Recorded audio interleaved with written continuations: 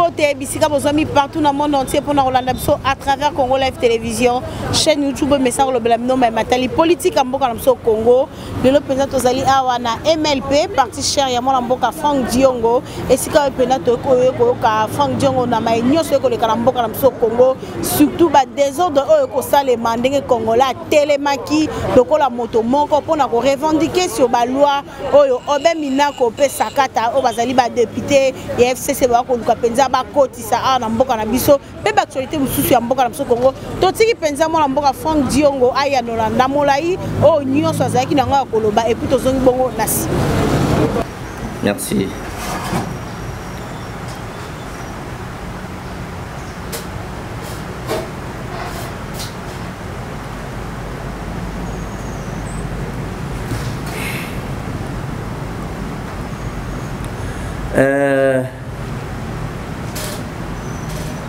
Bandeko ba mama ba papa ba journaliste ba pandisango ya bana mboka na pesi bino merci ndenge boye spontanément sans que na benga bino po botuna nga mituna na makambo etali mboka po mboka ezopela moto eloko nini toza nango na mboka comme problème sikoyo o bomoni ba gaz lacrymogène banda mikolo nyonso ezala lobby ezala lelo na mouvement agitation na mboka presque mobimba ko banda Kinshasa Lubumbashi pe bongo na bongo au côté pe côté ba syndicat ba mouvement citoyen donc lokola nzungu ezotoka bebele katina bino bobenga nga na téléphone honorable Frank Diongo tobenga ka opaka lingomba héros vivant vous allez parmi ba doit komaki constitution vous allez parmi bassin parlementaire mbokoyo depuis 2003 aux aka parlementaire aux aki tamba komaki constitution tolingi to comprendre makambo eza na mboka eza nini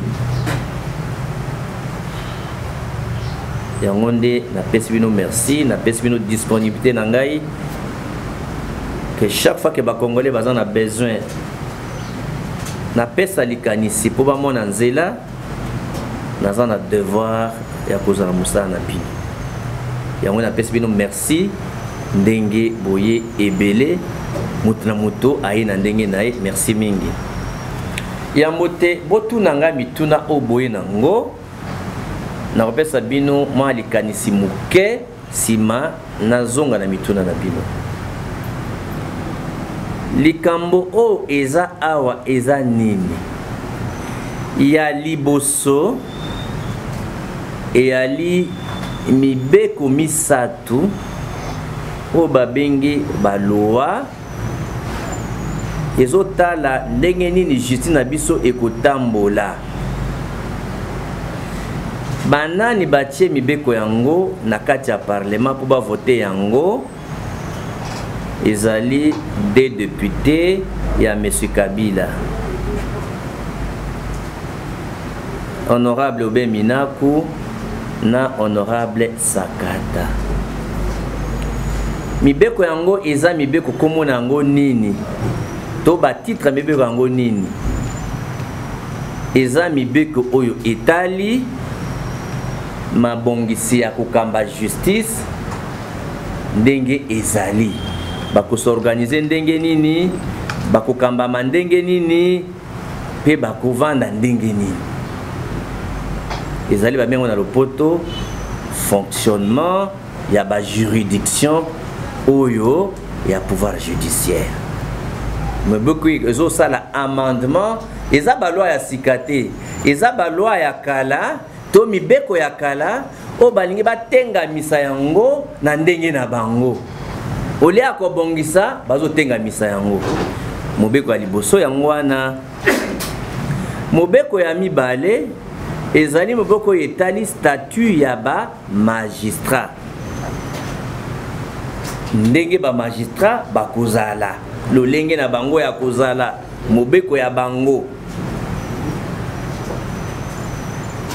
mobeko ya misatu ezali oyo etali organe to structure to oyo azokamba ba magistrat nyonso babenge yango conseil supérieur ya magistrature bakotisi mpe mayele mosusu ya sika kuna. Donc eza miboko ebandi na bango te, eza miboko ezalaka sikoyo olie basembola yango batengamisi yango mibeko yango nyonso misato. Alors yambo te natalisa bino ndenge batengisa yango, ndenge babebisi yango. Il faut boyeba pona ni tokomi esika wana boko sosola problème tozana yango awa eza nini. Mama ya likambo oyo tozana yango awa ezali crise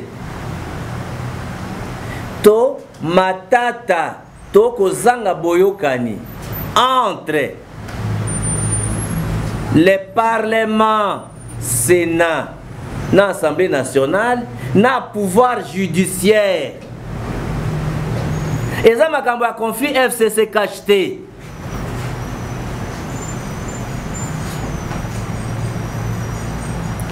Makambo yango ebanda kindenge nini? Parce que tant que tu as une constitution, pour que tu aies un président, tu as une constitution. Oh, tu as une constitution à transition en 2003. Tu as une accord de crise Mboka Bitumba Sila. Donc, makambo yo ezali makambo oyo pour comprendre bon sosola. Mobeko likunzi oyo tozanango. Mibeko na zoloba comme d'accord global eza 2003 tilelo 2020 ma connaissance Sabine il faut me donner l'expérience lango ça fait 17 ans. Donc ma comme nazo yeb Sabine wa nazo li nguba na mapate eza makambo na yebi mozindo nango. Et puis na kosa na nango débat devant mutu nyonso ya mayele to ayebi tendance politique nyonso na français comme na lingala po naza na devoir ya kotasa bana mboka nzela. Na yebisi bino ke mama ya likambo awa eza conflit pouvoir judiciaire na parlement. Mais tant que to commis constitution to prévoir crise wana te solution na continue eza te. Autre comme qui n'a continué à bozangi boyokani entre parlement, to assemblée nationale, na exécutif, to gouvernement. Ou on a des présidents, il faut penser à parlement. Or, boyebi que crise oyo entre gouvernement na assemblée nationale to parlement et où meli déjà. Donc, moté maman appréhender à penser à parlement na noté. Azo panza assemblée nationale noté sikoyo et comité na sénat elembo ya liboso etalisi ke matata kozanga boyokani pouvoir judiciaire bilemo nango eza nini. Acte 1 to likambo ya liboso etalisi comme bilemo ya likambo yango nazo loba ministre ya justice oyo azali avocat azali ministre ya FCC akomeli bakonzi ya justice nalingi nakende nasala bino contrôle po nasala bino inspection katango procès asa jour ebandi botalaki na ba réseaux sociaux président ya cour de cassation président ya cour constitutionnelle ba procureur généraux ya ba justice à l'ukolo ya suka ba combien les ministres la justice tata biso tozo dépendre na yo te yo ko sa biso contrôle te o ko sa biso inspection te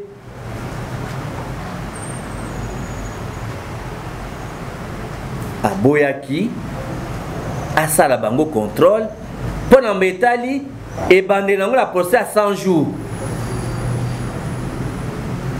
Tango bango baboyaka sa bango contrôle akaya koluka renfort politique na famille politique na ye.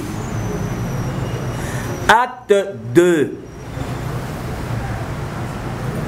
Tango bakangi député Jean-Jacques Mamba. Makambo élection, hein? Premier vice-président. Conseil d'État abimisi arrêt. Arrêt, décision et la justice. Oh, il faut passer la yango. Botika no makambo ile. Bova ça no makambo mapona mi premier vice-président. Tous la décision on a cour de cassation. Soko et Zoami. Pour continuer que cette élection na bino. Après décision va notifier Bango. Assemblée nationale a sali point de presse. Biso tokoto samobeko anate. Toko sali la yangote. Toko sali élection sur la décision de salama kangote. Bien so bolanda yango. Or, quand sa réponse wana na décision en justice. Pour boyebi bobo sani ke naza bobo sani te ke nazali chercher un endroit parlementaire na Congo naza parmi ba grand chercheur en droit parlementaire.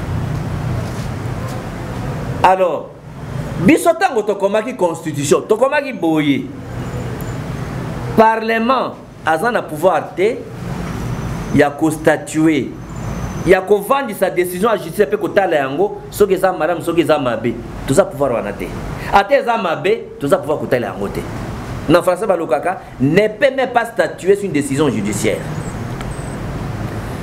et ami balé to comment que non le parlement ne peut pas s'opposer à l'exécution de décision judiciaire donc parlement a droit te ya ko boya ko tos ko ça la décision à justice a droit wanate. Parlement qui concerne appelle injonction, ingérence, c'était dans ma procédure judiciaire. Parlement qui s'oppose à une exécution, ça c'est la constitution. Donc,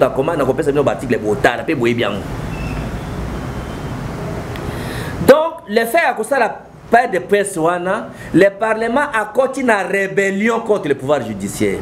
Donc, le Parlement est entré en rébellion. Les parlementaires donc parlement est commis tombeau qui contre décision en justice. Donc le parlement est qui doit rebelle contre la décision en justice. Bazaki na chance c'est parce que la justice bakoka ki kokanga tous les membres des bureaux basabisi bango à flagrance. Pe bakangi bango direct makala. Il faut qu'on félicite sagesse et pouvoir judiciaire. Parlement bazali collé à la constitution té, bazali collé à mibeko à mokate, bazali collé à la justice té.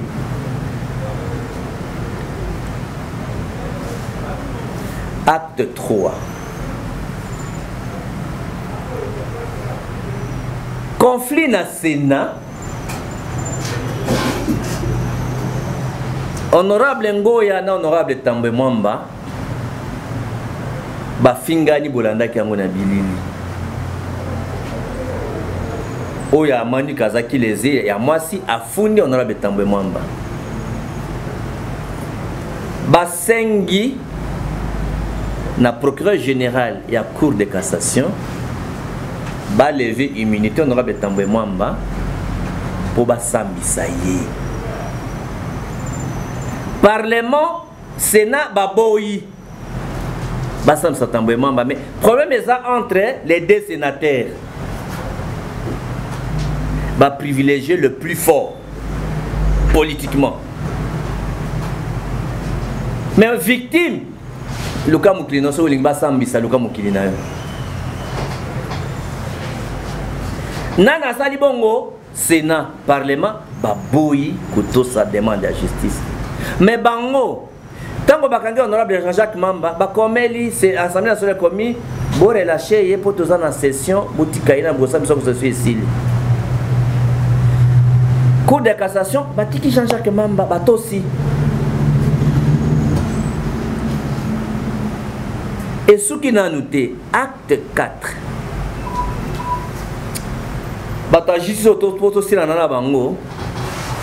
Il faut to bota mibeko misato yo oyezo sala ke bazo vanda na makasi na bango. Il faut to sili sa bango po ba blocage wana ezali sute. Bosala mibeko na misato to sala na bango.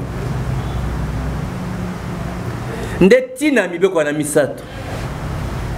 Soko tangi maintenant to comme siko na mibeko na misato. Na bosani acte na acte avant acte 5. Avant acte 4, ou cause acte 4, ezali makambo etali premier vice-président ya Sénat honorable Sami Badi Bangi à travers chef de cabinet professeur Ngonda Koy qui est un professeur de droit constitutionnel à l'université à Kinshasa. Oyo azali na pouvoir à émettre un point de vue comme savant, comme chercheur. Azan à niveau à corriger même ma thèse à doctorat. Donc c'est parmi les chercheurs qui émettre un point de vue comme Moutoyebi. Na forum où il y a des étudiants, na internet. Batounye Moutouna par rapport na comportement à parlement pour n'aller ba boyaki que ça la décision au Conseil d'État. Il est comme professeur et à droit. Vous voyez que droit constitutionnel, droit administratif et ça droit public. Après ce point de vue, que non, Parlement a raison de s'opposer à exécuter décision et à cour Conseil d'État. L'honorable Tambemamba a révoqué comme chef de cabinet, il y a Sami Badi Bangi, sans l'aval, sans consulter Sami Badi Bangi.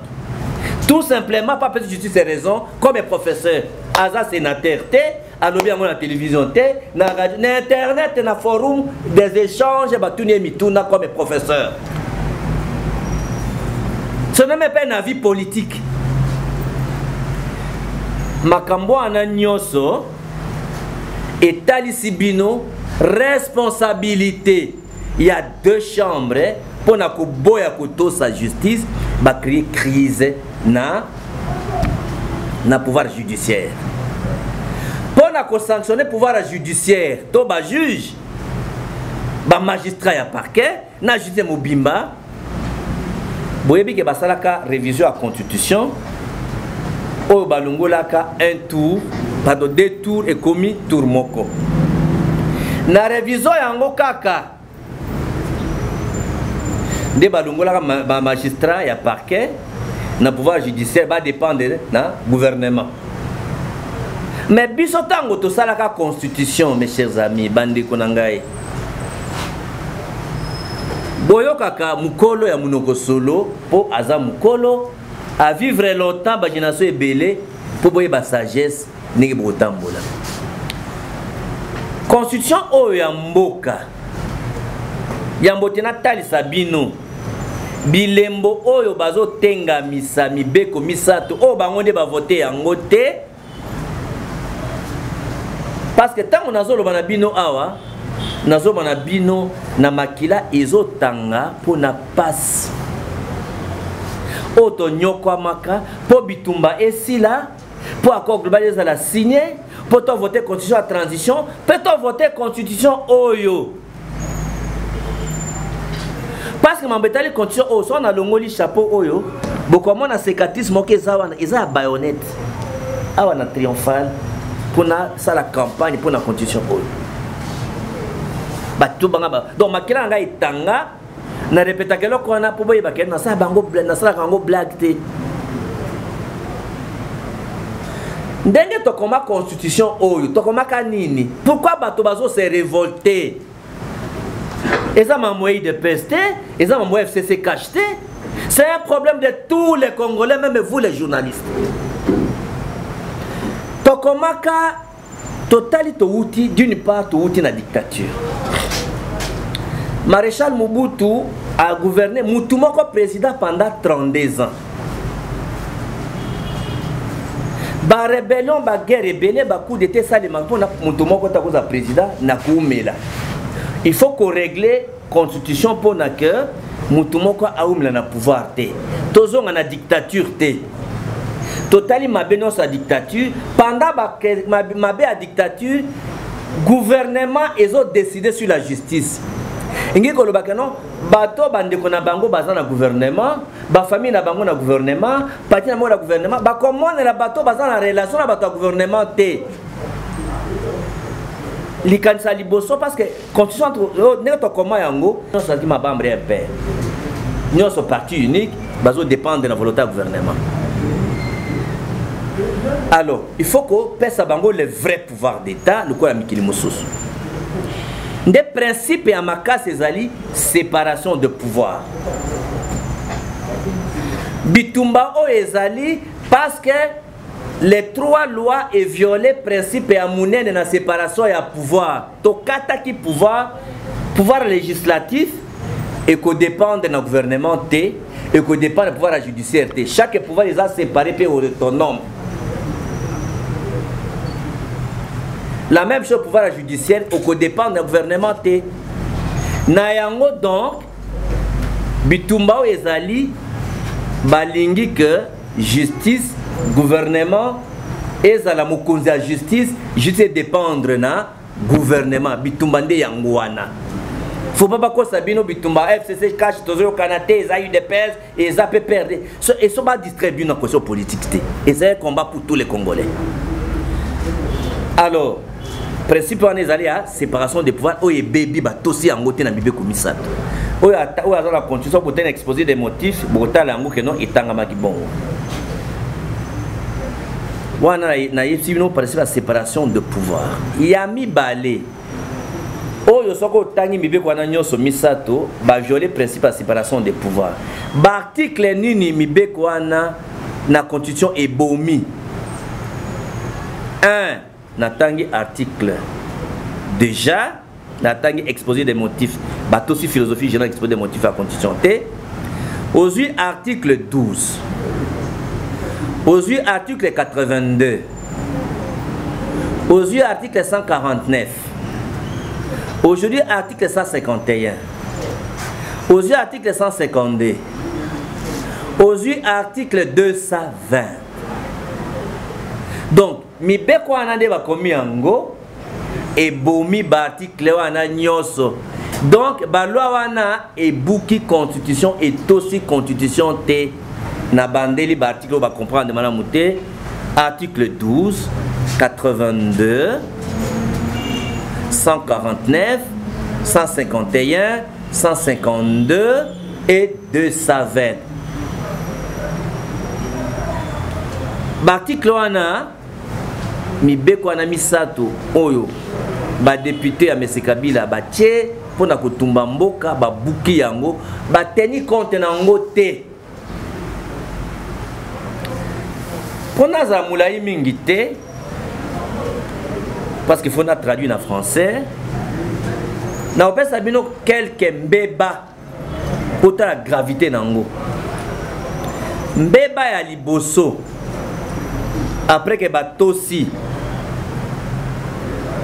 séparation de pouvoir te après que babuki ba article la constitution na kuzabino quelques bilembo misato kaka na mibeko wana misato bazui ministre ya justice ba pese pouvoir ya ko contrôler ba magistrat ya parquet ba pese pouvoir ya ko nommer bango ba pese pouvoir ya ko révoquer bango ba se pouvoir ya ko pesa bango pe promotion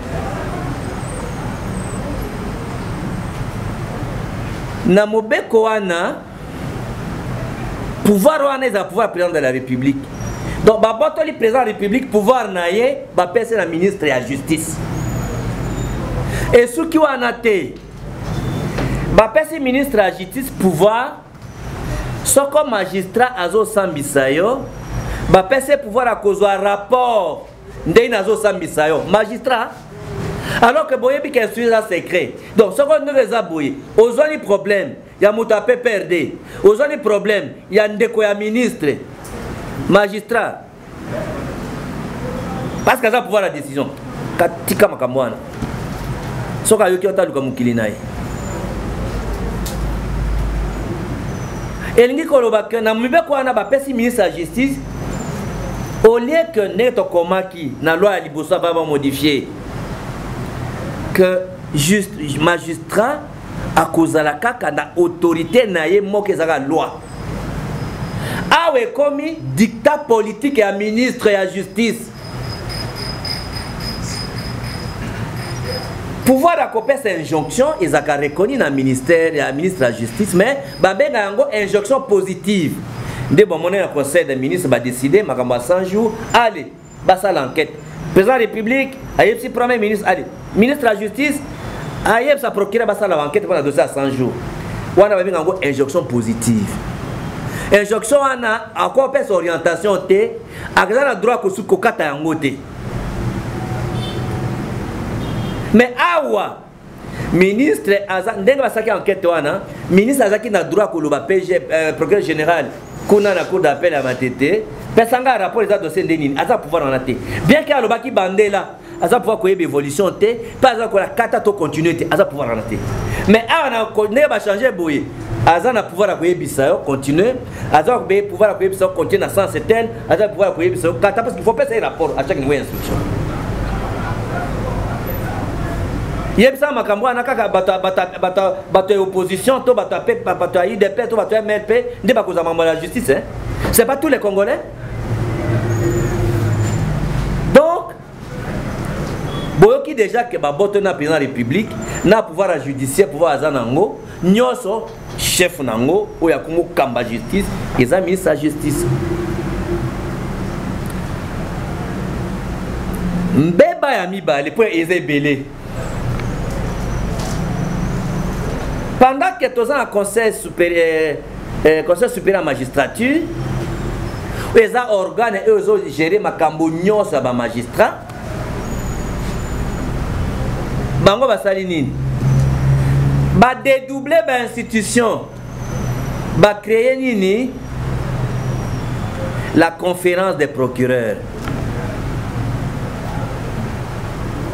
Double emploi. Dédoublement d'institutions inutile, gaspillage inutile. Alors que la question nyonso, il y a un magistrat, organe à gérer bango, ils ont conseil supérieur à la magistrature. Donc, innovation moka malunga, et salami, et isaté. Donc, si on a continué à faire mbeba, ils ont belé déjà, le fait que mbeba ya souka, au Italie, article 220. Dans l'article 220, n'est pas comme qui yango. Le Congolais, mon côté, à cause de la présidence du Congo, plus de 10 ans, et là directement, et là avec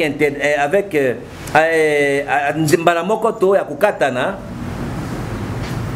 toute la vie, aucun Congolais à cause de 10 ans président. Et là aussi 5 à 5 ans.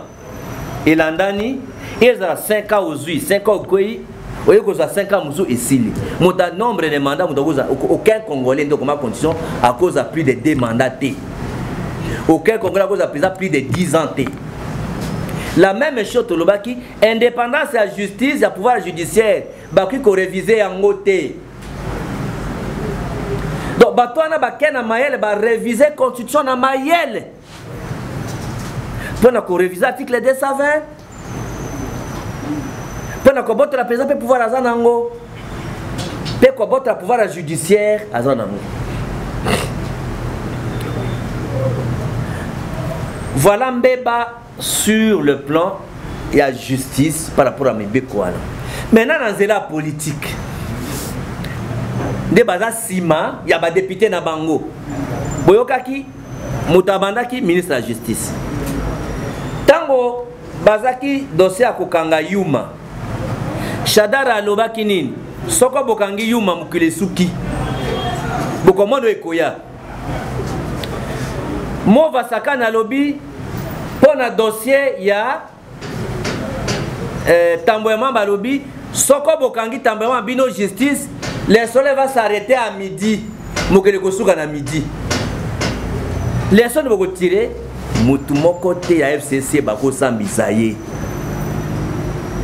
Lokola Tshisekedi abandi na batu na ye, directeur du cabinet bato nyonso asala injonction te justice radio télévision botalisa ba juge basa musana bango to état de droit to réhabiliter justice na mutu ambongo sakani bakangio bomoni directeur du cabinet na ye atikai basambisa ye botali condamnation bino moko mais ba ministre bazaki na fonction lokola à l'époque Oroli Lunga basambisaki bakondana ye bomoni le susu Tumba aza ministre en fonction ya cash bazo sambisa ye.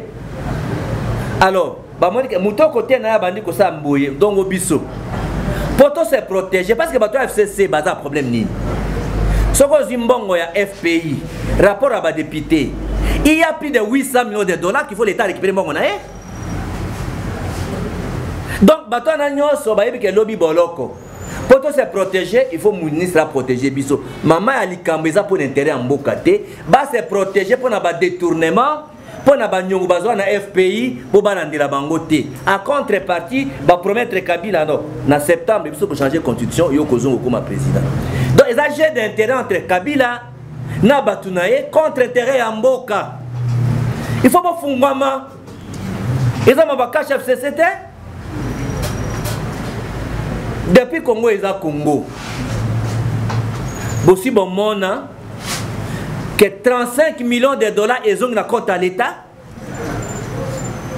Na conflit à 100 jours, l'État a réclamé 48 millions. Mais déjà, Raobank et Yango Moko, bazong ici 35 millions de dollars na compte à l'État. Bino so biango, caution. Pendant 18 ans, bato FCC bazok sata 100 dollars na compte à l'État pour la justice. Et alors bani ba bomandé angwana ba boma justice pour que état de droit est vendaté. Donc makambo état de droit état li ba congolais nyonso. Pona kosuki sana lingala. Solution ya wana eza ndenge nini. Bon comprendre déjà ibande nango tina nango pe beba nango. Eze belé mais na katika na mukuse po bato français bazo zela et koleka mingi na ko ba sabino mulaite. Pour permettre bino ba comprendre yango. Solution nango ezani na likambo toza nango. Bon comprendre de crise à FCC cacheté. Solution nango eza que le parlement au toza nango na configuration oyo. Et comme il m'a bé koleka coronavirus geste barrière ezakaka mokopo est contaminé l'institution musuté. Donc il faut qu'à présent aboma les deux chambres de toute urgence parce que parlement ezo tumbamboka koleka coronavirus. Donc geste barrière ezaka moko président il faut aboma parlement dès que état d'urgence c'est s'il pour na état d'urgence pour bon parlement. Alors le quoi la conflit na gouvernement eza déjà et où mêle déjà les critères des alliés et que na Sénat basali pe crise. Alors ce qui n'est pas interdit en droit est permis. Le quoi l'article est peut citer que bako panzape Sénat et que Sénat à côté na mubulu na Assemblée nationale et sa configuration à parlement ils ont confié à baliba tumbamboka à bomaka les deux chambres.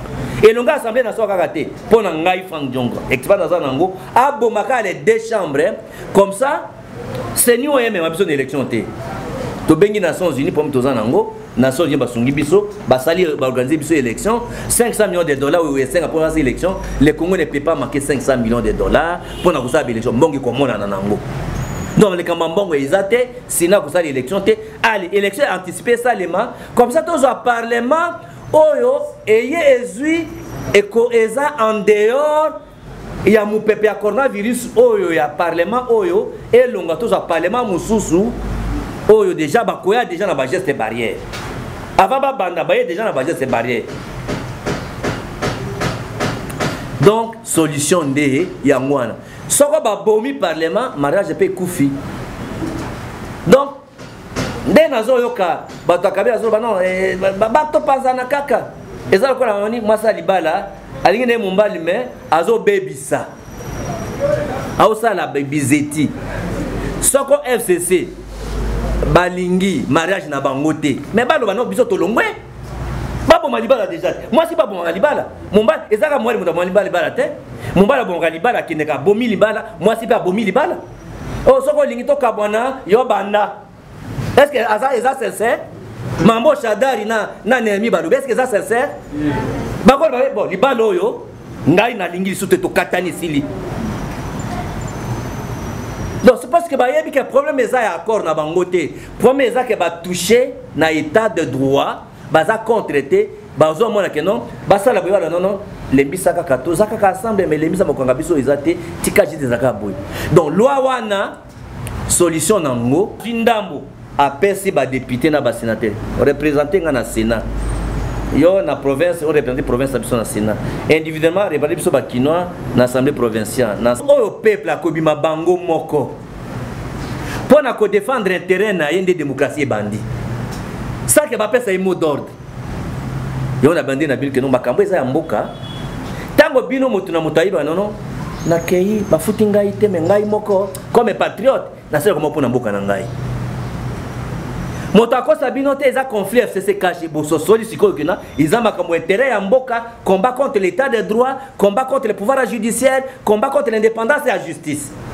Oh chaque Congolais faut défendre lobi franga donga kokufa. Ezate kene ayibsa ki bisoté. Devant mokili devant nzambe na ayibsibilo. Voilà la situation au Italie. Balandia Congolais Télévision, merci. Bozaki ebele akolanda mwana mboka Frank Diongo, ye penza lelo ayaki koyanona na tina situation ya mboka na biso Congo, tension o penza e banaki mokolo ya lundi, e bani mokolo mardi, mercredi, kino lelo penza jeudi penza mo nungu eza awa na ville province ya Kinshasa suite ya ba loi oyo mwana mboka obe minako sakata ba ko ba kotisa awa na kati ya mboka na biso Congo kasi mwana mboka Frank Diongo lobike ezali penza accordé ba côté makobe bisa accordé kasi bango ba ko ba kotsa loi na polobi lobi bazong sakabila kabange o ngana oto yebi selon constitution mboka biso Congo kabila kozonga soute pour ça c'est des mandats kasi ba FCC lokola baza malin mingi ba ko luka ba kotisa loi wana pote ba voter ngo lobi mwana mboka mwana mboka Joseph Kabila Kabange azonga kasi Frank Diongo albi congolais et sengena psoto telema selon article 64 ezali penza malamo ba imboka base la gouvernement te base la mokonza mboka te ba telema la bango moko soki mboka ekotambola malamu te botikola na penza Frank Diongo ndenga uti kolobela nyonso oyo ezaki ya mokolo pona kolobela to ko mbona suka. Merci na zaki mona sima caméra ki botombela. Merci d'avoir nous partout dans le monde entier, entendons tous des caractères, mon vieux David Olito, j'en suis mon papa social depuis les États-Unis.